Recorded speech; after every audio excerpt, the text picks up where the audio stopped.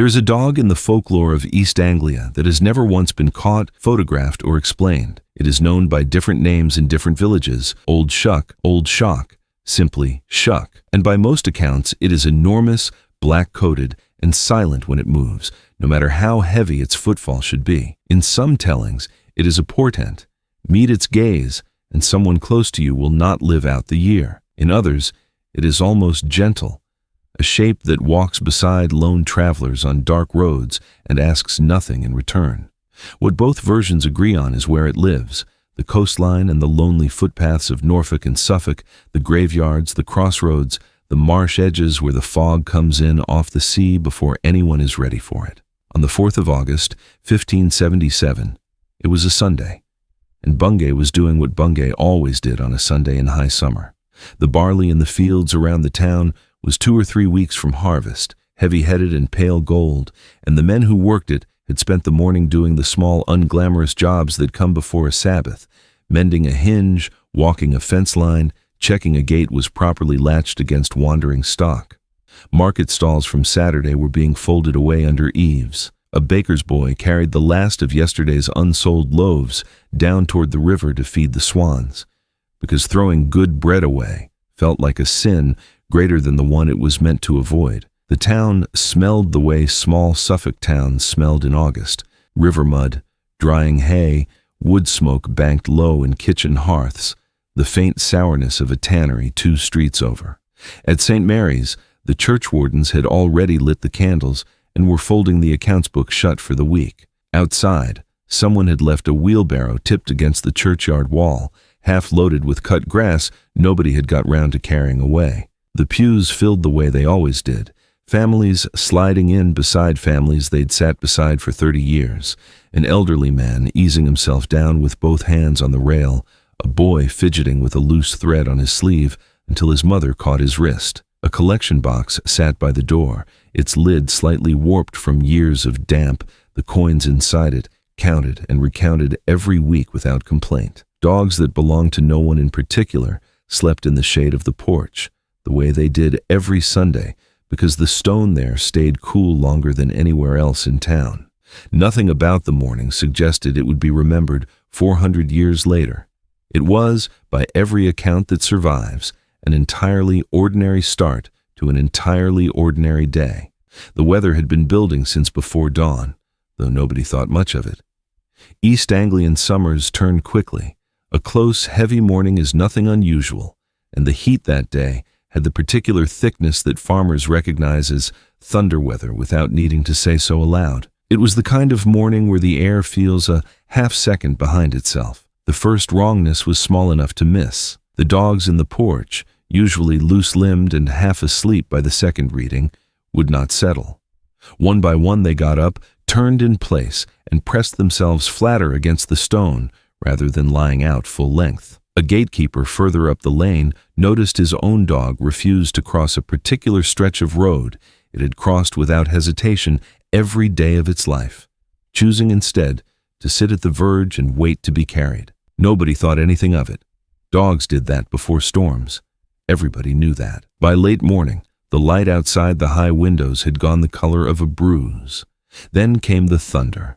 First distant, rolling in off the coast the way it always did, and then closer still, until it stopped rolling and started arriving all at once, directly overhead, hard enough that dust sifted down from the roof beams onto the heads of the congregation below. Hail followed, loud against the roof tiles, and the light through the windows began to strobe white with each strike. Then the doors of the church were open. Nobody saw a hand on the latch.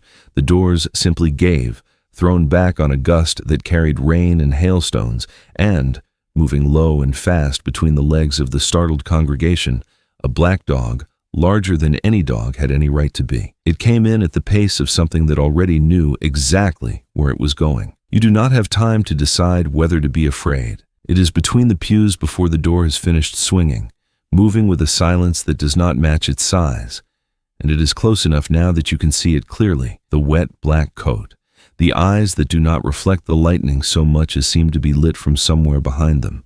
It passes close enough to touch. Then it is gone up the aisle, toward the front, toward the two who were kneeling. A man and a boy, side by side at prayer, did not get up again. Witnesses who gave their account afterward described their necks turned sharply backward in the same instant, as if something had gripped and twisted at the same moment for both of them. There was no time between the dog reaching them and their falling. 12 miles away, at very nearly the same hour, the same storm was breaking over Holy Trinity Church in Blithburgh. The doors there gave way to the same kind of gust on the same clap of thunder, and what came through them matched every description given at Bungay. The size, the black coat, the same unnatural quiet in its movement. It ran the length of the nave past a congregation that had nowhere to go, and in the chaos that followed, the steeple above them cracked and came down through the roof. 2 more people did not survive the day. As the dog left the way it had entered, it dragged something, a claw, a paw, nobody agreed on which, down the wood of the north door. What it left behind were 4 scorch marks, burned black into the grain, and those marks are still there today. Locals came to call them the devil's fingerprints, and the door bears them to this day, unrestored, for anyone who wants to see for themselves. A Suffolk clergyman named Abraham Fleming wrote up the Bungay events within weeks in a pamphlet describing a black dog, or something wearing a black dog's shape, moving through the church with what he called incredible haste. His account became the version that survived, printed, distributed, quoted in local memory for generations, eventually condensed into a rhyme that Bungay schoolchildren still half remember today, about a hellish monster passing through the choir. It would be easy to treat the 1577 event as the beginning of the story. It was not. 450 years earlier, monks at Peterborough Abbey recorded something in their chronicle that historians have puzzled over ever since, a description, following the arrival of a new abbot, of black huntsmen on black horses moving through the woods around the town at night, accompanied by hounds the monks described as jet black, with eyes like saucers. The monks heard hunting horns for weeks, all through Lent, and multiple witnesses swore to it independently. The chronicle does not use the name Shuck. The name had not been invented yet.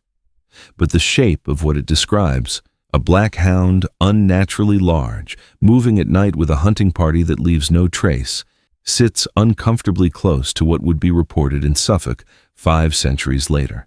The name itself did not reach print until 1850, when a clergyman named Edward S. Taylor wrote to a folklore journal describing what East Norfolk residents called Shuck the dog fiend, a black, shaggy animal of immense size, with fiery eyes, known to visit churchyards at midnight. Half a century after that, a Norfolk writer named W. A. Dutt gave the fullest physical description on record.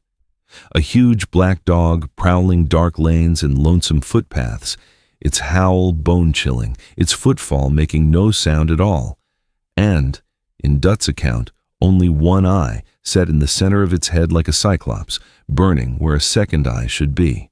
Dutt's book was published in 1901. The same year, a novelist recovering from illness took a golfing holiday on the Norfolk coast at a hotel near a gabled, Gothic-looking house called Cromer Hall. He stayed there with a journalist friend, and between them, over dinner with the family who owned the hall, the conversation turned, as conversations in that part of Norfolk apparently tended to, toward the black dog said to prowl the surrounding lanes. The novelist was Arthur Conan Doyle. Within the year, Sherlock Holmes would be investigating a spectral hound stalking a family across a fog-bound moor. The sightings did not stop with the Victorians. Fishermen working the cliffs above Sheringham in the 1920s and 1930s described hearing something large howling on the clifftop during storms. In 1970, a sighting near Great Yarmouth was significant enough to make the local papers. A decade later, a young woman walking near Wesbich with her son described an encounter she never fully explained, to him or to anyone else. And in 2014, in the Suffolk village of Walsham-le-Willows, more than one resident independently described a large, dark, glowing-eyed animal near the village cemetery before it vanished into the dark the way the legend says it always has. Bungay still remembers. There is a Black Shuck festival held there most years. A lane in the coastal village of Overstrand carries the name Shuck's Lane to this day, marking, according to those who live along it, one of the routes the dog is said to walk even now. No one has ever produced a body. No trap has ever closed on anything larger than a fox. Some point to the timing of the 1577 deaths and note that a violent electrical storm, recorded independently in the same hour, could account for 2 sudden deaths and scorch marks on old timber without any dog at all. Lightning is known to travel along damp wood in precisely the kind of scorch pattern still visible on that door. Others point to the coast fog that rolls in fast and low across the Norfolk marshes, thick enough to turn a large stray animal or even a low cloud bank lit by lightning into something the eye fills in as monstrous. A large dog running loose during a storm, spotted for a single frightened second through hail and half-light, could easily become, in the retelling, something twice its actual size. Still others suggest the simplest explanation of all, that fear itself, in the right conditions, is capable of making people see exactly what 400 years of stories have already told them to expect. None of it explains why the scorch marks on that door in Blithborough have never faded. None of it explains why fishermen who feared nothing else feared that sound on the cliffs. And none of it explains why, on a lonely Norfolk road at night, more than one person in more than one century has described the same silent black shape, keeping precisely the same distance, matching them stride for stride until the road bends and there is nothing there at all. East Anglia has spent 450 years trying to explain away a shadow that keeps knowing exactly where to stand. Every tale in this series ends the same way it began, with something that was never fully explained and never asked to be believed. Norfolk and Suffolk carry on holding theirs quietly. A scorched door, a lane with a name, a shape at the edge of the road that is gone by the time you look again. It has never needed anyone's permission to keep walking. Take care out there. We'll see you on the next road.